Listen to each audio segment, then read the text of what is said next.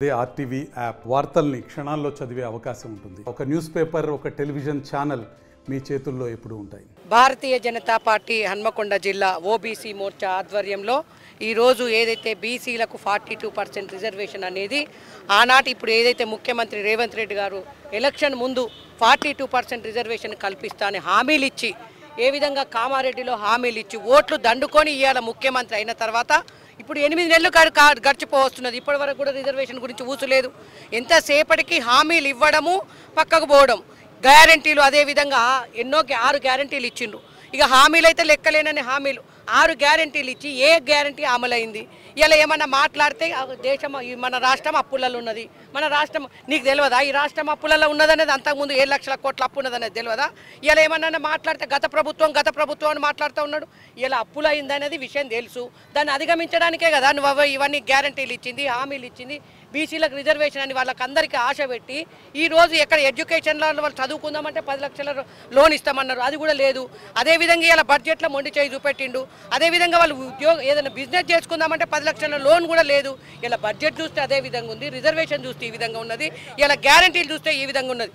ఏ విధంగా ఇది ఈ విధంగా ఉంది కాబట్టి ఇలా మొత్తం తెలంగాణ రాష్ట్ర వ్యాప్తంగా ప్రతి దగ్గర కూడా కలెక్టరేట్ దగ్గర కూడా మేము ఓబీసీల కోసం 42% రిజర్వేషన్ కల్పించాలి, అదేవిధంగా మనకు నిధులు కూడా ఎక్కువ ఇవ్వాలనే ఉద్దేశంతో ఇలా అందరం కూడా ధర్నాలు చేసి కలెక్టరేట్లో రిప్రజెంటేషన్ ఇవ్వడానికి పోతున్నాం. ఎమ్మెల్యే ఎలక్షన్ అప్పుడు మన రేవంత్ రెడ్డి గారు మేము అధికారంలోకి వస్తే వచ్చిన 6 నెలలలోపే కామారెడ్డిలో ప్రకటించిండు. 6 నెలలలోపే 42% రిజర్వేషన్లు ప్రకటిస్తాం, అది కూడా కంపల్సరీ 6 నెలలలోపే చేస్తామన్నారు. 6 నెలలు గడిచి 7 నెలలు 8 నెలలు అయింది, ఇప్పటివరకు దాన్ని ఊసేలేదు.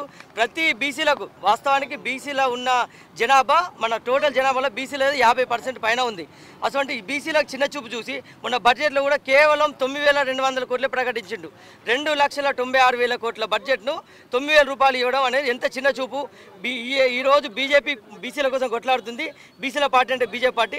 ఖచ్చితంగా బీసీలు అందరూ ఏకమయ్యి రేవంత్ రెడ్డి గారిని ఇప్పటికైనా కూడా మొన్న మేము గత వారం రోజుల కింద ప్రతి ఎంఆర్ఓ ఆఫీస్లో పోయి బీసీలకు రిజర్వేషన్ ప్రకటించాలని ప్రతి ఎంఆర్ఓకి ఇచ్చినాం, అది కూడా స్పందించలేదు. ఇప్పుడు కలెక్టర్ ఆఫీస్లో ముందు కూడా నిరసన చేస్తున్నాం, శాంతియుతంగా చేస్తున్నాం.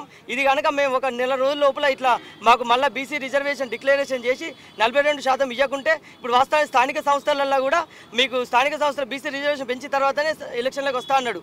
అది కూడా మాటలు మార్చి మాటలు మార్చి అది కూడా చేస్తున్నాడు. నెల లోపల మా కనుక 42% రిజర్వేషన్ ప్రకటించకపోతే నువ్వు ఎక్కడ ఏ వేదిక దగ్గర కామారెడ్డిలో కనుక నువ్వు బీసీ డిక్లరేషన్ చేసి 42% ఇస్తా అని ప్రకటించినవో అక్కడికి వచ్చి పెద్ద ఎత్తున బీసీ గర్జన చేసి మొత్తం ప్రభుత్వాన్ని కదిలించే విధంగా మేము బీసీలో అందరం ఏకమై చేస్తాం. ఖచ్చితంగా ఇది మేము వార్నింగ్ ఇస్తున్నాం.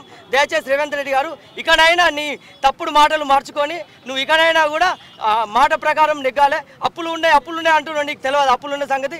7,000 కోట్లు అప్పులు ఉన్నాయి, 7 లక్షల కోట్లు అప్పులు ఉన్నాయని చెప్పి అప్పులున్న సంగతి నీకు తెలియదా? అప్పుడు నువ్వు ప్రశ్నించడం కాదా? నువ్వు వస్తే నువ్వేమన్నా రాష్ట్రానికి ఏమన్నా బాగు చేస్తావు అని చెప్పి అప్పులు ఉన్నాయి మేమేం చేయాలంటే నువ్వు అప్పులు కవర్ చేయాలి. భారతదేశంలో అప్పు ఉన్నప్పుడు మా నరేంద్ర మోడీ గారు చెప్పలని తీర్చలేడా? అట్లా.